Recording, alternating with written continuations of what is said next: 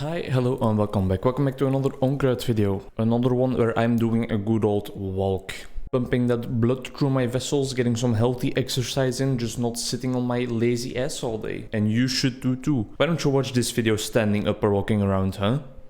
Nice. We Were Liars, book by Lockhart. Should you read it? I forgot to include a slide with the answer to my question, but just imagine the words popping up right now. Nah, I don't think you should, but you're not forbidden from reading it either. If you're new to the series, I always pose just a simple question, but as you know, my answers are not always as simple. What I mean by that answer is no, I definitely don't think you should go out of your way to look for the book in a bookstore, in your local book supermarket, and go and read it. But if you stumble upon it for free somewhere in a box on the side of the road and you feel like you have a couple of hours of time, yeah, sure. But just don't put in any active effort. It's not worth that. Sorry, Miss Lockhart. Before we dive into what the book is actually about, there's of course a medium spoiler alert warranted. I'm gonna try and not reveal any of the major plot points in the book or something, but I do want to give you kind of like a broad scope of what's going on inside the title, right? So that you can know whether the tropes and themes in the book actually speak to you or not. Emily Jenkins, which is Lockhart's real name, wrote the book in 2014, so that is 8 years ago. It recently got very popular on TikTok, I believe. I don't have the app myself, but I was on vacation a couple of weeks ago to Switzerland with my niece, one of the best weeks of my life,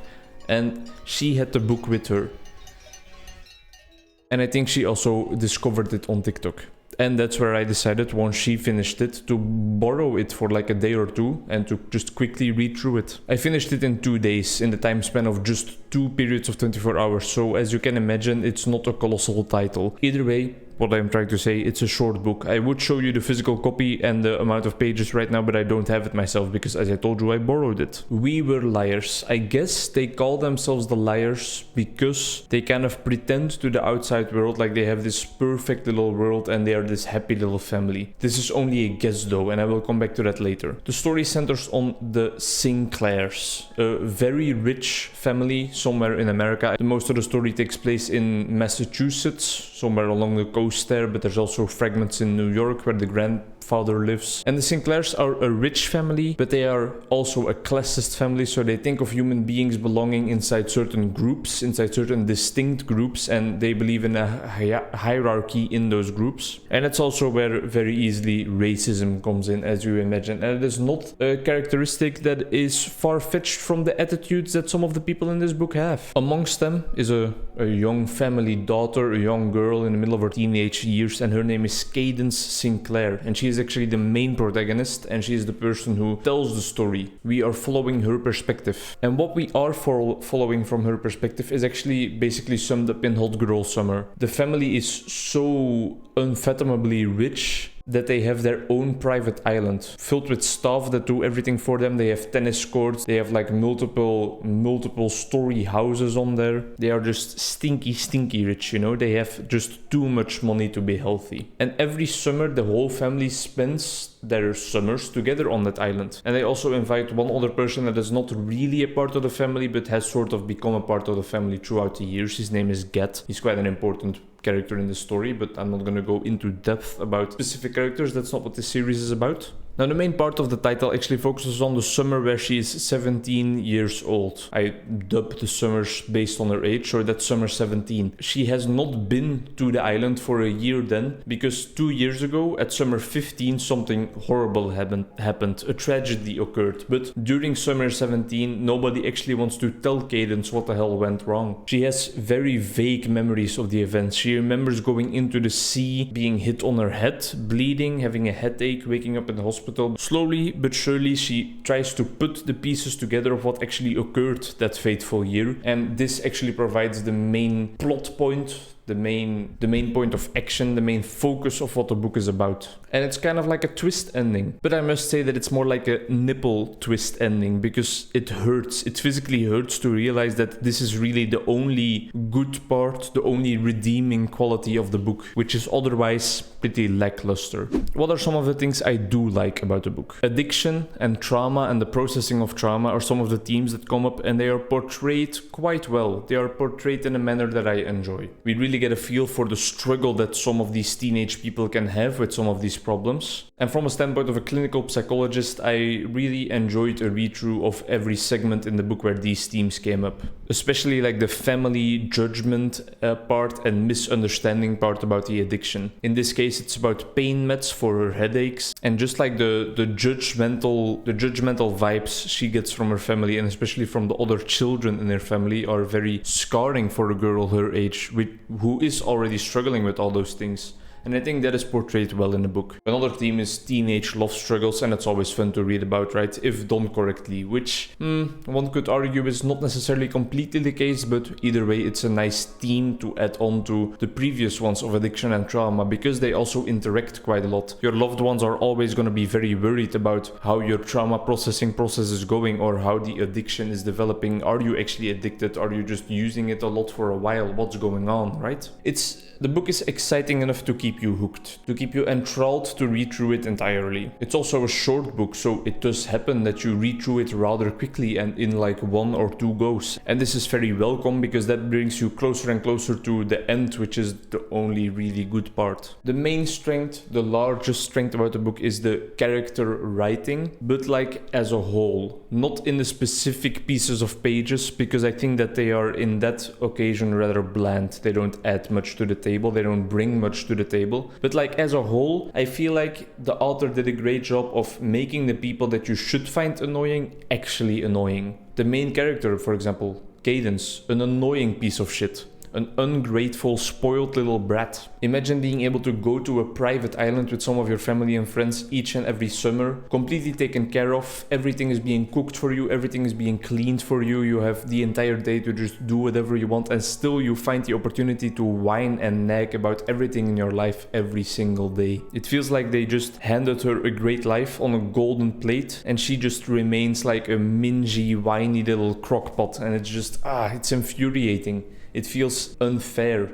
There's no justice in it. The same can be said for the rest of the family, and then also especially Cadence's mother. While reading her responses to the themes of addiction and trauma processing, my fist really clenched sometimes. Just so devoid of love and care, devoid of empathy. Thinking of her own, very ego-centered from the mother's perspective then, and not caring at all about what Cadence is actually going through. Think about like Dolores Umbridge in Harry Potter, right? That's also a great character. It's one of the most hated characters, but she is designed to be hated, and the fact that that comes across so beautifully and that many people actually find her disgusting is a proof to me that she has been written profoundly, that it is a well-developed, well-rounded out player in the story. Oh, also racism, and if racism doesn't annoy you, you don't pass the vibe check, my brother. And I mean like sincere racism. If you ever laughed at one racist joke in your life, I don't mind that at all. But to give an example, her grandfather is just very mean and very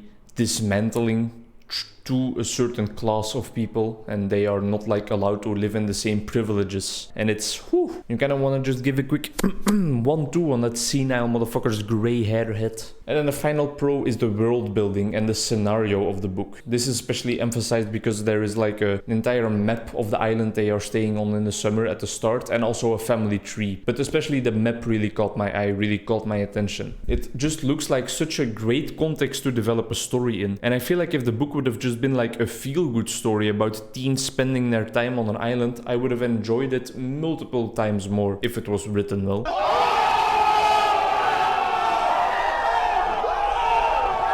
And I just loved how she showed a map at the start, because that kind of conveyed the vibe of what my imagination about the area would be like. The island I thought up in my head was definitely not a one-on-one replica of the island Lockhart thought up, but it was just an awesome context, right?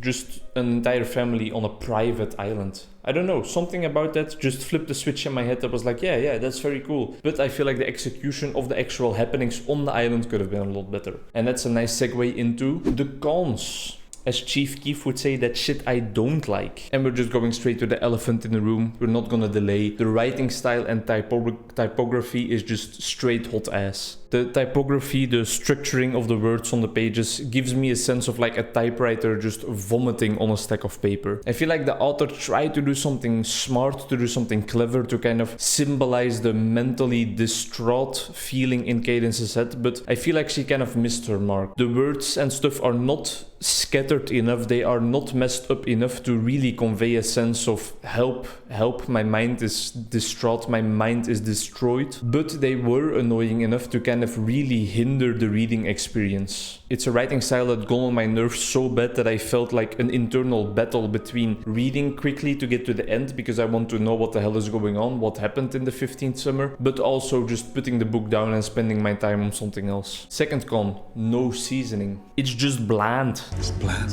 It's dreadful. It's a fucking shame, really. That was so cringe. Both the characters and the story just miss any kind of like spark, any like explosiveness, something to be enthusiastic about, something to kind of be like, you can't imagine what Lockhart did in her book now, you can't imagine what the author did now, you have to read this. A piece of that je ne sais quoi, the X factor, a surprise, just something that kind of like slaps you in the face, you know, keeps you awake, something that really makes you feel alive. I feel alive! Some hot sauce, some spices, it's bland, there's nothing there, there's no excitement. Even the twist ending couldn't redeem this bad quality of the book. And then also just the first world white girl problems just get like repetitive and annoying after a while. When our little Starbucks craving queen Cadence gets rejected for the 15th time by the same romantic partner, she talks to us like she has been shot in the middle of her chest and she is bleeding out from this gaping hole inside of her, and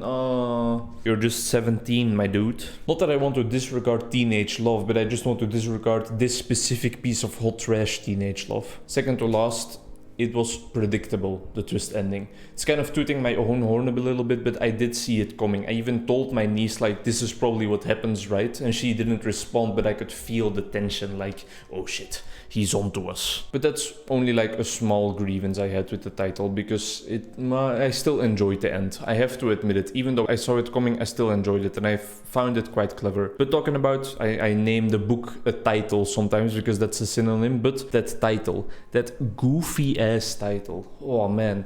We were liars. Who the fuck is we? What do you mean we're? Why liars? Who's lying about anything? I gave you my idea about the liars already and what I thought they might be, and emphasis on I thought they might be because it's never explained. Personally, I prefer Zoe's suggestion for the title. We were little shits. Pretty much sums up the story. Conclusion: time better spent elsewhere. There's a billion other books to read.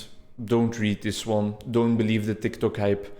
In my personal opinion, of course. You might still enjoy it, but if I start to like give doubtful security statements with every single negative point I tell you, well then this series has no use at all. I'm giving my personal opinion. I didn't enjoy it, maybe you will, but if you are listening to my opinion and I think that I have some valid things to say, throw this book a mile away, burn it, bury it, shit on top of the hole you buried it in, because that's what it deserves. I'm sorry, Miss Lockhart, but it's not good. Bye.